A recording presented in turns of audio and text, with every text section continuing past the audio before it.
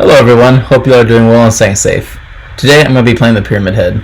The four perks I'll be using is Infectious Fright, Pop Goes the Weasel, BBQ and Chili, and Monitor and Abuse. I use Monitor and Abuse on Pyramid Head just because of his weird sound when you get into his terror radius. When a survivor first comes into terror radius, it's a very faint sound, so you can actually sneak him on the survivor even more. Infectious Fright actually synergizes well with Monitor and Abuse because Monitor and Abuse decreases your terror radius out of a chase, in a chase it actually increases it, making it a lot bigger, so I know where survivors are in a bigger area of the map. I use Pop Goes the Weasel because why not? Pop Goes the Weasel is really good on almost any killer. And last, I use BBQ and Chili just because it's a great all-around perk. I know a lot of people who play Pyramid Head don't use BBQ and Chili just because you have to hook someone just to activate it. I believe you're going to be hooking a lot more with Pyramid Head just because for a survivor to be tormented by your trails, that's up to the survivor if they're going to do that or not. And to activate Pop Goes the Weasel, I'm going to want to hook more. I only use the cages on Pyramid Head when I either know someone is nearby and I want them to actually run across the map to go get the person, or a gen's about to be popped and I want to use Pop Goes the Weasel to regress that gen a lot further.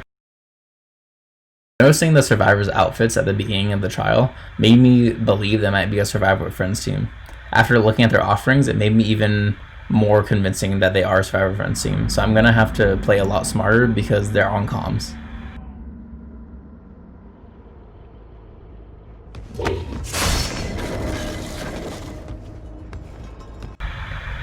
In an indoor map like this, I try to put trails around areas where they have to go, mostly near the stairs, just because if they're in a chase, they're going to have to run down it, and they're going to have to get infected.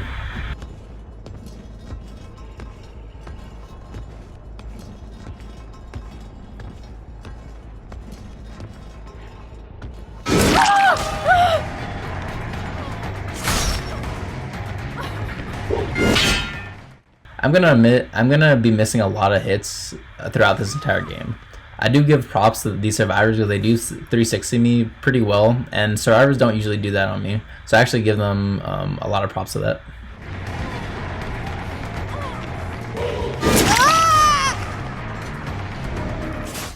This right here confirms that they are Survivor friends.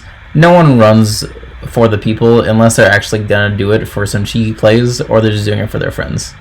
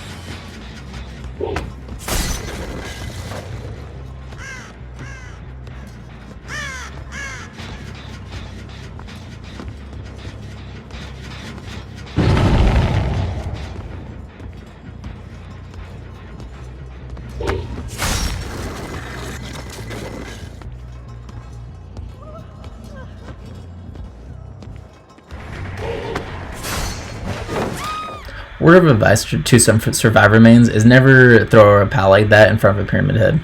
A smart Pyramid Head player will know to get ready for their special attack and be ready to use it right when you throw down the pallet.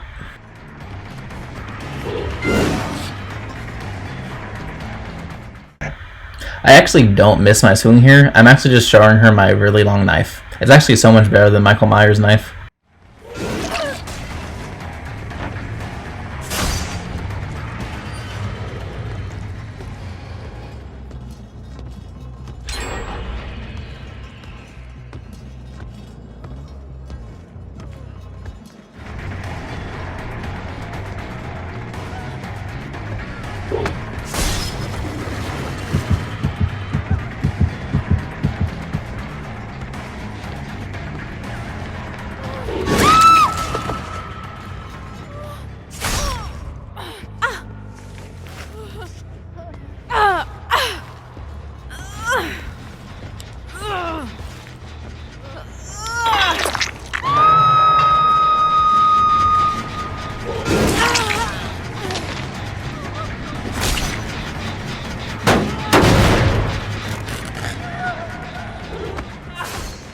I decided to put a few trails over here just to make it very hard for them to get the unhook. And hopefully, if I come back in time, the survivor that's on the hook right now will run into the trails and I'll be able to get them out of the game real fast, not being afraid of DS.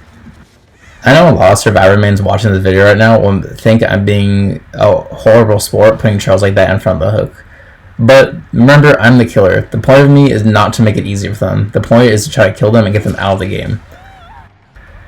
Complaining that it's harder to get the unhook and escaping the hook is the same thing as a killer complaining that all 4 survivors are on a different gen.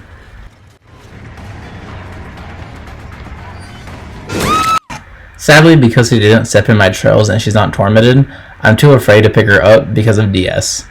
I don't want to lose all my pressure I'm getting right now, so I decided to leave her slugged.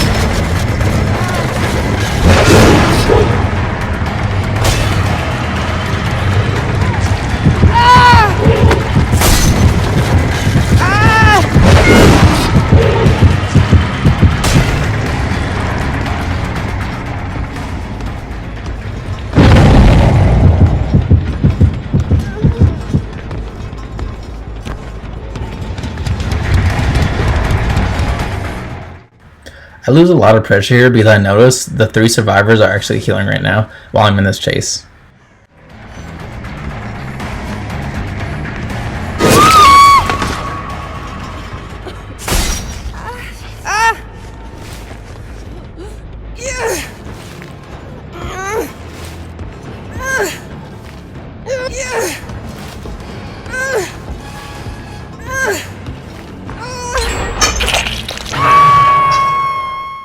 After that gen popped, I looked around and noticed that all 4 gens are on the bottom floor. This actually helps me out a lot because I never need to go upstairs.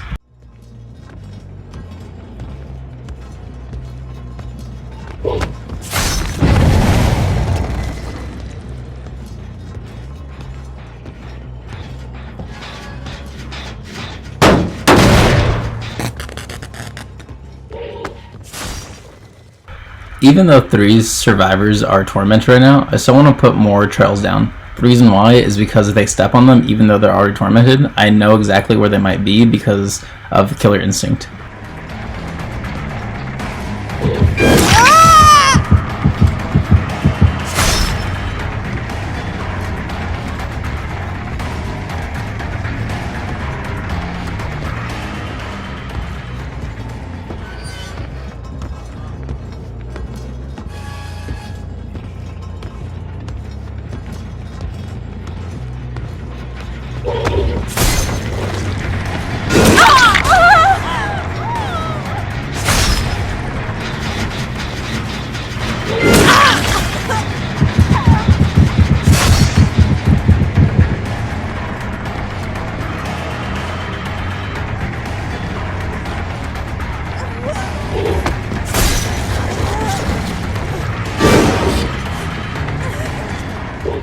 Infectious Fright helps me out here because I know where all survivors are right now. I actually don't know why the survivor tried to use For the People right here without the other survivor having Soul Guard. Because I was able to get her down, and now the other survivor is injured.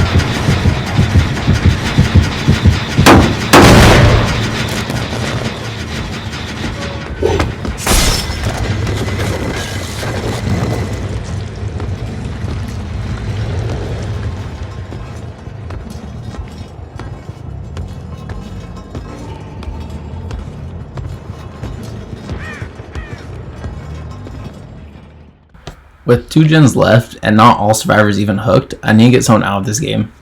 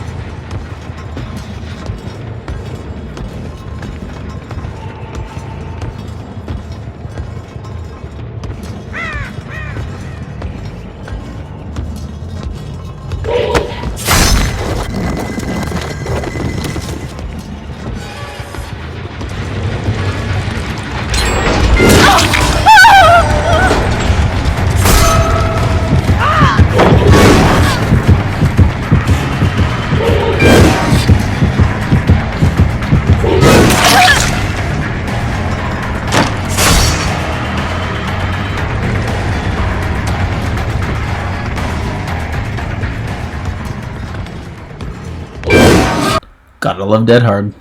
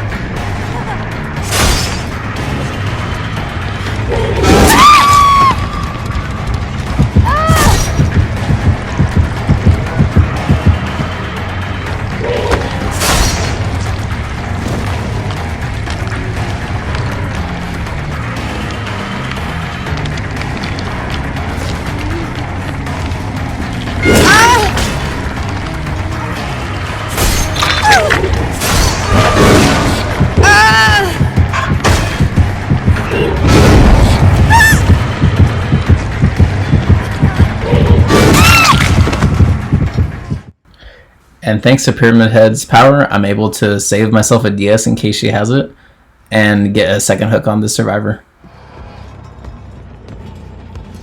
If you're ever in this situation, what I would have done is threw the pallet way before I got even close to it, and not done what this Zarina did.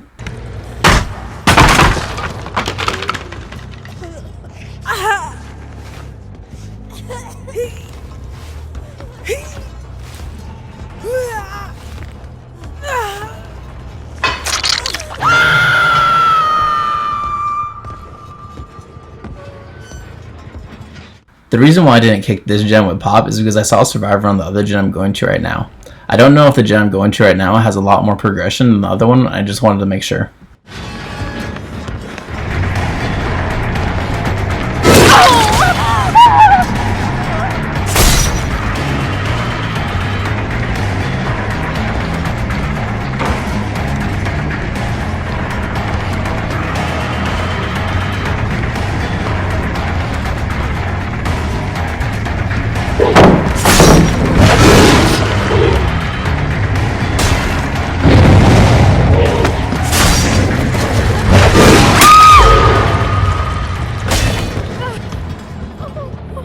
Even though I notice I can Final Judgment her right now, I decided to hook her, because she's still out of the game if I hook her, and I still can use my Pop.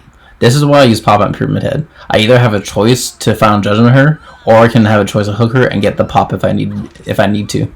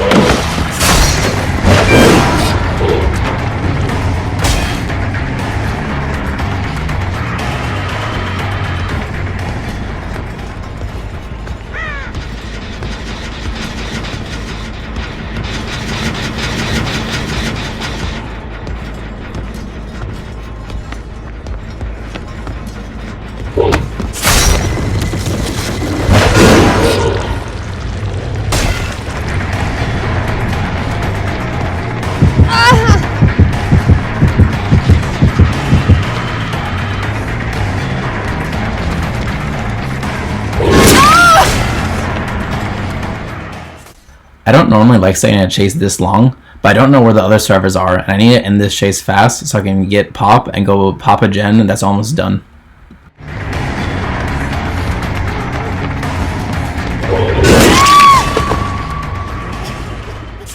I decided to leave this survivor slug because I heard the gen almost being finished over here. If I was to hook her, it would waste a lot more time to hook her and then get all the way back over here just to get the gen, and by that time the gen would have been finished.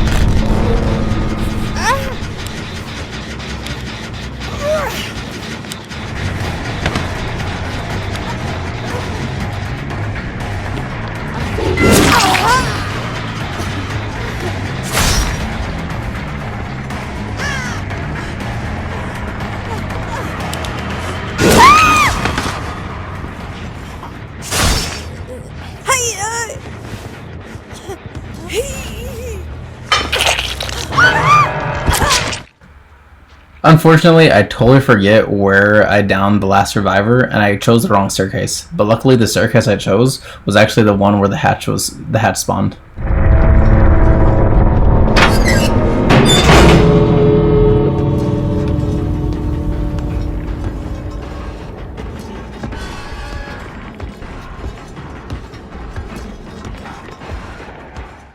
It takes me a while to actually find the survivor, just because I'm looking in the wrong area, but I actually don't know that while I'm playing this game.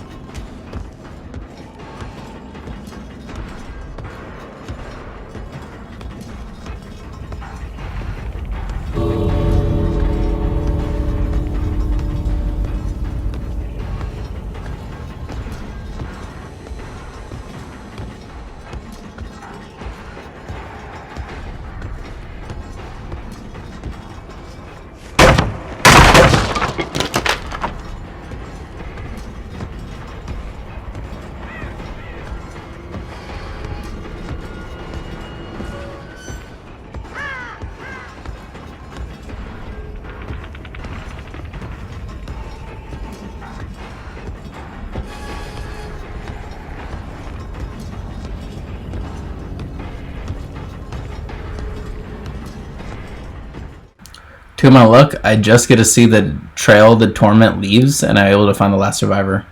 Before picking her up, I make sure to look around to see if there's a hook. I just want the hook just to get more points, and if I can't find a hook that's close enough, I'm just going to cage her to prevent the wiggle.